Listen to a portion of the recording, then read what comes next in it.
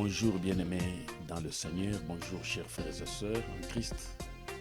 J'ai béni le Seigneur pour vos vies et je vous salue dans le précieux nom de notre Seigneur Jésus-Christ, lui qui est mort et ressuscité pour que nous, ses enfants, nous soyons bien portants, que nous soyons bénis et de toutes sortes de bénédictions spirituelles en son saint nom. Alors, en ce jour, j'aimerais partager avec vous très brièvement cette exhortation, cette parole d'exhortation, d'encouragement, mais aussi d'édification que le Saint-Esprit a déposée sur mon cœur.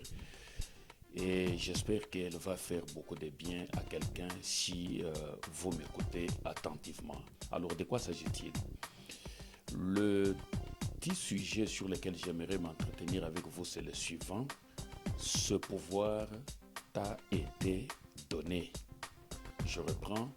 Ce pouvoir t'a été donné. Alors, de quel pouvoir s'agit-il ici? Je vais faire avec vous ces trois lectures très rapidement. La première lecture, c'est dans Jean 14, 12 qui dit ceci. En vérité, je vous l'ai dit, celui qui croit en moi fera aussi les œuvres que j'ai faites et il en fera même de plus grandes que celles-ci parce que je m'en vais au Père.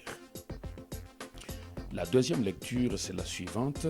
Je vous l'ai dit en vérité, tout ce que vous lierez sur la terre sera lié au ciel et ce que vous délierez sur la terre sera délié dans le ciel. Matthieu chapitre 18, verset 18. Et la dernière lecture, c'est la suivante. Je vous le dis en vérité, si quelqu'un dit à cette montagne, ôte-toi de là et jette-toi dans la mer, et s'il ne doute point en son cœur, mais croit que ce qu'il dit arrive, il faut noter bien le fait que la Bible dit, s'il ne doute point en son cœur, mais croit que ce qu'il dit arrive, eh bien, il le verra s'accomplir. Ça, c'est Marc chapitre 11, verset 23. Que le Seigneur bénisse sa parole. Alors, très rapidement, puisque je n'aimerais pas vous prendre beaucoup de temps, frères et sœurs, conformément à toute cette parole que nous venons de lire dans les Saintes Écritures, le pouvoir de décréter les choses nous a été donné par Jésus. Et ici, ce n'est pas un prophète qui parle, ce n'est pas un pasteur, un apôtre, un docteur qui parle. C'est Jésus, notre Seigneur, notre parfait modèle, qui est en train de nous parler ici. Qu'est-ce que Jésus dit?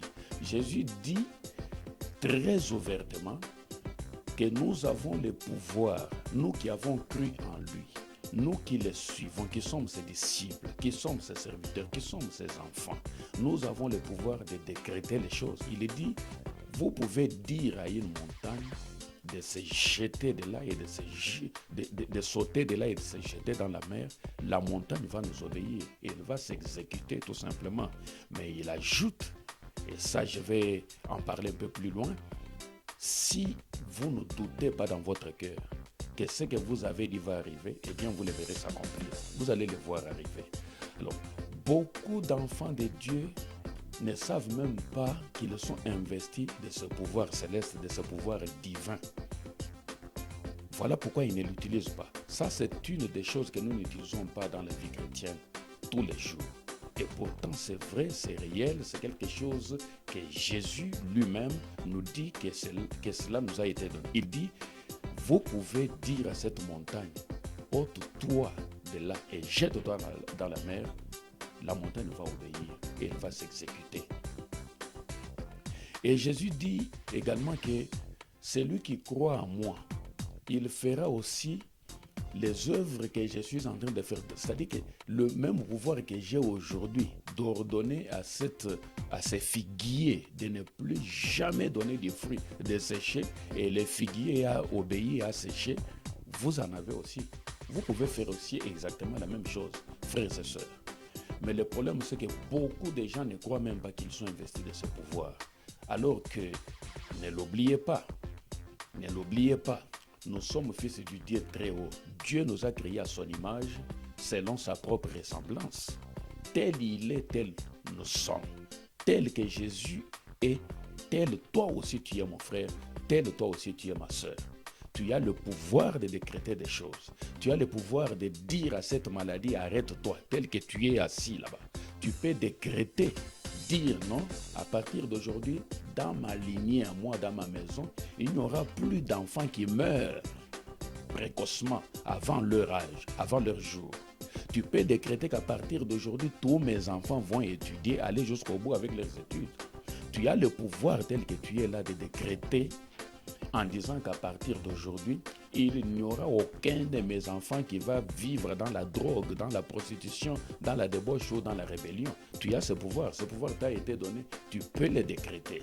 Tu peux décréter, dire à partir d'aujourd'hui, cette maladie qui se transmet par exemple de mère en fille ou de père en fils, s'arrête là et ne va pas traverser ma lignée à moi.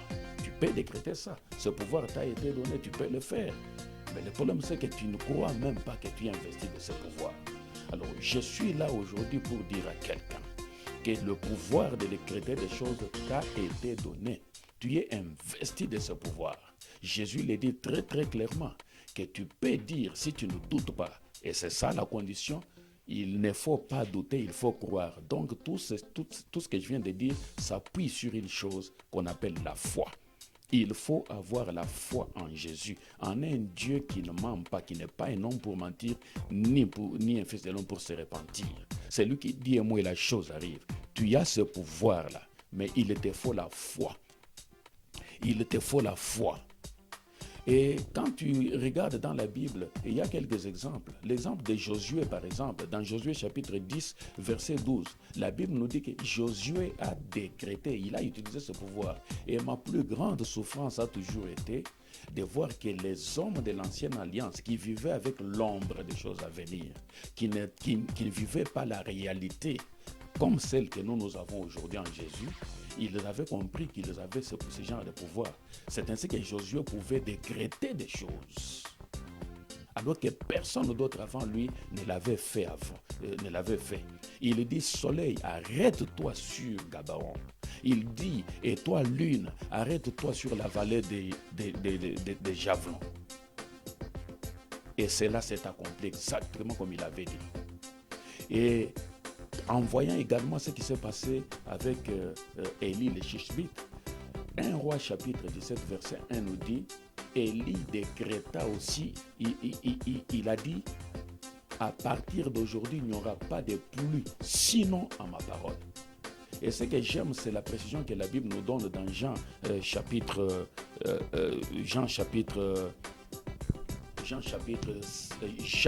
chapitre 5, verset 17, qui nous dit qu'Élie était un homme de la même nature que toi.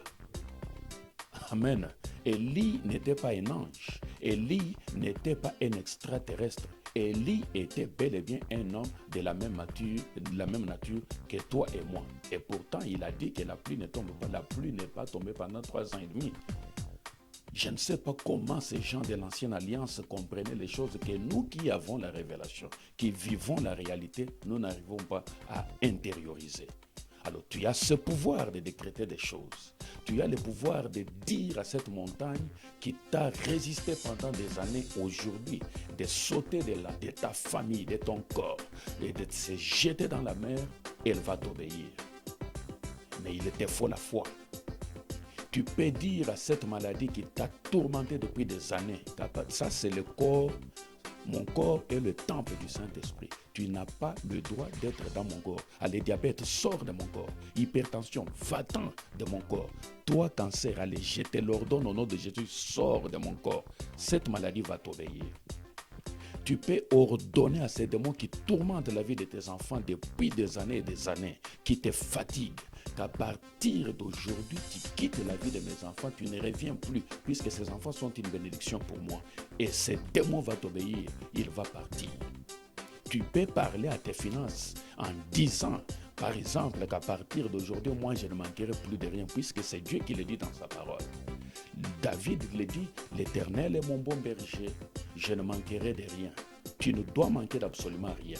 Tu peux ordonner maintenant à cet esprit d'endettement qui lui dit, toi, tu m'as conduit dans l'endettement jusqu'au jour d'aujourd'hui. Esprit d'endettement, à partir d'aujourd'hui, tu sors de ma vie, tu sors de ma lignée. Je ne vais plus jamais te voir dans ma lignée, je ne vais plus jamais te voir dans ma vie. Et ce démon va t'obéir. Tu as le pouvoir d'ordonner à ces démons qui bloquent les études de tes enfants en disant qu'à partir d'aujourd'hui, tu n'as plus le droit de citer ici. Mes enfants étudieront et ils iront jusqu'au bout. Ils iront jusqu'au bout de leurs études. Ils vont bel et bien terminer leurs études. Et ce démon va t'obéir. Tu as le pouvoir de décréter qu'à partir d'aujourd'hui, il n'y aura plus de divorce dans ta famille. Tout le monde qui se mariera ira jusqu'au bout avec sa vie conjugale. Il n'y aura pas de divorce. Tu peux décréter également qu'il n'y aura plus de femmes qui avortent, ni de femmes stériles dans ta lignée. Parce que ce pouvoir t'a été donné. Ordonne-les avec foi. Commence à pratiquer ces choses à partir d'aujourd'hui et tu verras que ta vie va changer. Voilà ce que j'avais à partager avec vous brièvement. C'était le pasteur Abraham. Du reste, que Dieu vous bénisse. À la prochaine. Au revoir.